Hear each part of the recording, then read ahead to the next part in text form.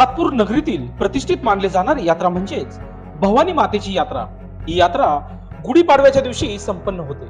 त्यामध्ये 12 गाड्या ओढल्या जातात आणि त्यानंतर या यात्रेच्या निमित्ताने भव्य कुस्ती दंगलचे आयोजन करण्यात येते। या वर्षीही सातपूरचे कैलासवासी नामवंत पैलवान श्रीहरीरावजी पाटील निगळ यांच्या स्मरणार्थ बजरंगबलीची मानाची गदा अंतिम कुस्त्यासाठी ठेवण्यात आली होती। सातपूर ग्रामस्थ कमिटी यांच्याकडून 11,000 रुपये देण्यात आले।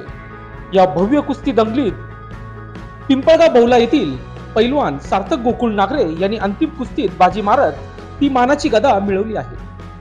दरम्यान या प्रसंगी गोकुळ निगळ, तुकाराम बंदावणे, शांताराम निगळ, भिवानंद काळे, पोपट निगळ, प्रकाश निगळ, प्रदीप निगळ, सुनील मौले,